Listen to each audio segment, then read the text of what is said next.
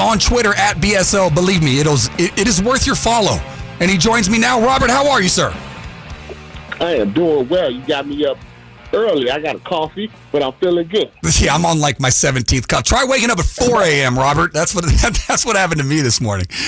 That's what happened. You're a superstar. Yeah, I get something like that. Well, I appreciate you. I appreciate you waking up for me. Now, this is what we do. You know how we roll. We do this all the time. We used to do it. It was kind of like the Word when I was in San Francisco, but now it's just, this is just now the Robert Littal segment. So we don't have like a bed underneath it and all that fancy stuff, but we'll work on that. Let's start here, okay? Because what I do is I just go to your site and it's just entertainment after entertainment after entertainment. Now, first of all, I don't know if most people out there listening know that Johnny Manziel had an ex-wife. I didn't know that he was married prior. I do know that Nick Cannon is like having kids like 4 times a year, which means it's with multiple people. But the headline, and you can elaborate, Robert, watch Johnny Manziel's ex-wife, Brie Tiesi, give birth to Nick Cannon's 8th child live on YouTube. Explain, sir. So Johnny Manziel was briefly married to an IG model, cheated on her. They got a divorce. She did the thing where she goes to Instagram and cries and says, he cheated on me and all of that stuff. She was on Nick Cannon's show, Wild 'N Out, the little dish show that he has. Mm-hmm. And then one day, she just popped up and she was pregnant and said Nick Cannon was the father. And that was number 8 for Nick. And they took some nice pictures and everything. And then yesterday, I was just perusing YouTube, and there she was in the tub having a baby with Nick Cannon. So Johnny was married to her. Are we talking college football days? We're talking right after getting drafted by the Browns. So I would say this is right after he started to flame out a little bit. This is like right after, going to Vegas, instead of going to practice. Johnny Manziel, it was around that time. Okay. Yeah, man. And Nick Cannon, he's like, I saw he did an interview and he said he's planning on having like 3 more kids this year. Is there anybody in the world that just has kids with multiple different people all the time and is like totally open? I mean, like most of the time that's something that you have to uncover. Yeah.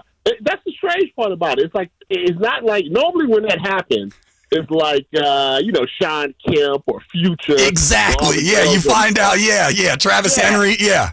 Yeah. All the girls are mad or angry because the young ladies they all seem happy. Nick shows up. He's at Disneyland one day. He's at Universal Studios the next day. He's in the tub helping with the delivery on Wednesday on a Tuesday.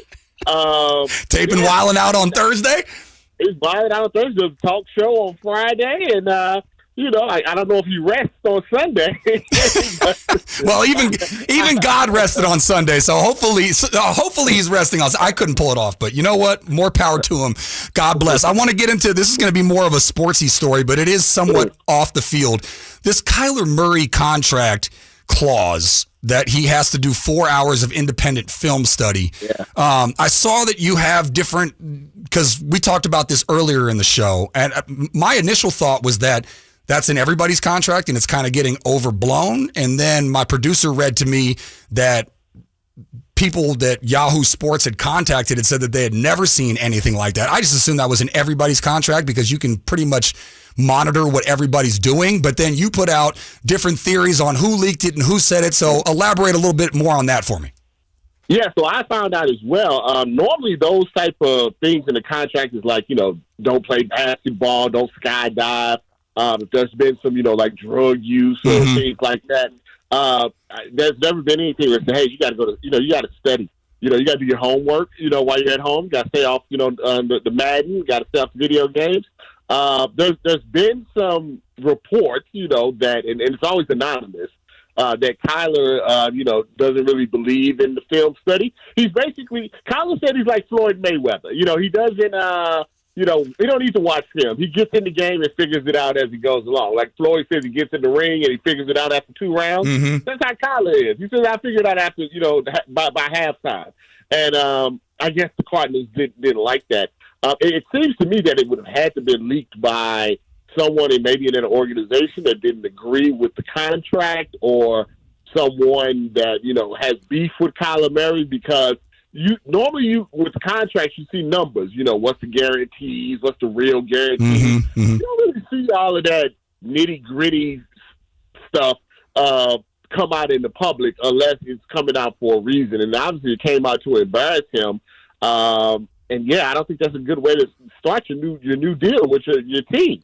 Yeah, see, that's interesting. I only thought about two sides of the coin, but there might be three sides to it. I thought either Kyler Murray's people to kind of make the organization look bad, like look at what they're, subjecting me to, or I thought maybe the organization to maybe show the fan base or everybody else or whatever, like we're holding him to a high standard. But I think the option might be three. You might be right. It might be somebody within the organization that wants to make Kyler look bad, because otherwise I can't see what the motivation would be for either side to release that. I had another theory. Maybe somebody Lamar Jackson team got a hold up. He's getting all of this. I'm not accusing Lamar or anybody, but maybe it's a Lamar Jackson fan. You come out and you see these people always disrespecting him, holding him to a higher standard, and they say, hey, at least he studies. At least. Yeah. I mean, think about it. We gave $230 million to a guy that really likes massages. We gave $230 million to a guy that maybe doesn't like to actually watch film. Yeah. But we don't want to give $230 million to a guy that's been the MVP, that we know watches film, that's never been in trouble with the law.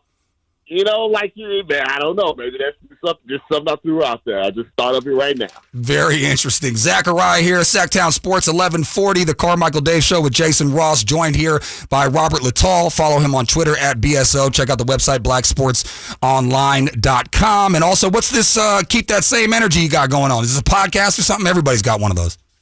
Yeah. I try to, I actually got the podcast, Keep That Same Energy. It's kind of with also my little YouTube channel where I talk about the different headlines of the week. We talk about the different crazy stories that are out there, and I give a little context, kind of like what we're doing, right now. But, also, you got to keep, people's feet to the fire. If people out there not keeping the same energy, I have to call them out and let them know. Should I be offended that you have not invited me on it, Robert? No, don't be. If you own it, that means that you might be a problem. See, that's a good point. That means you're saying something crazy, and I don't have to bring it up.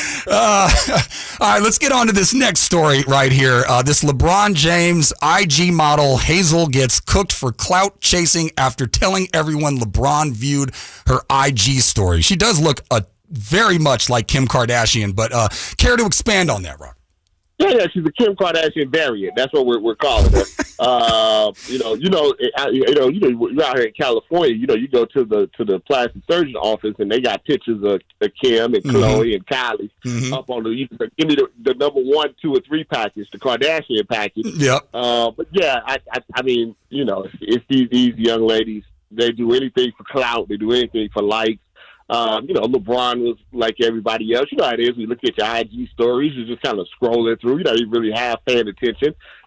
She noticed it and put a big story out there. Oh, look at this guy. Look at LeBron. He's trying to holler at me and all of this stuff. It didn't work out the way she thought it would. She thought, she'd get some love, but, she got cooked. As Adrian Broner would say, she got cooked. So what happened exactly? LeBron viewed her story, and then she made it public? She made it public. Like if you watch somebody's Instagram story, they can see who looked at the story. So he follows her? You don't have to follow somebody to look at their story. Okay. So, so we don't know how he came across the story. Maybe he does follow her. Maybe he's, sometimes you look at one person's page, it leads you to another. Who knows? Like a recommended thing. Yeah. Yeah. So what happens is like normal people like you and I don't pay attention to who looks at our stories. Of course. Because you don't care. People that are looking for clout, what they do is they go down the list of who looks at their story and sees if there's anybody that got some money.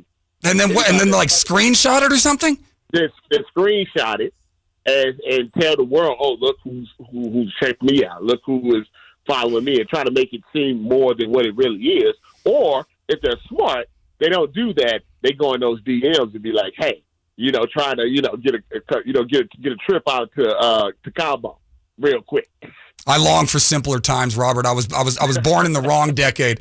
I missed the pager when you could choose to call somebody back or not. I'm old now. I'm old now. All right, real quickly, I got to get out of here, but I don't even want to introduce this story, so I'm going to ask you to do this the most politically correct way possible. Please just touch on what I read about Von Miller, because I'm pretty sure 95% of the stuff that I read I can't say on the radio. Here's the PG version of the story. Von Miller got engaged to one of Floyd Mayweather's ex-girls. They broke up. She got pregnant. Von wasn't happy. They got in an argument. She snitched to the NFL about him possibly doing some things. He was exonerated. He was still mad, though. She started dating Bobo. Yes, that Bobo. He was really mad about that. So he started dating an IG model. She got mad about that. But because of all of that, they decided to get back together. And the tattoo that she had covered up that was on her chest, she got a new one of Von Miller on her neck. Yeah, a neck tattoo. Number 2 of Von Miller. He left out the cocaine part, but that's fine. Robert Littal. I was trying to get you thrown off there. Okay. BlackSportsOnline.com. Follow him on Twitter at BSO. Always appreciate your time, Robert. Have a good day. All right, man. Have a good one. Bye. There you go, man. I'm telling you, it's endless. There are endless amounts of stories that you can get into. 916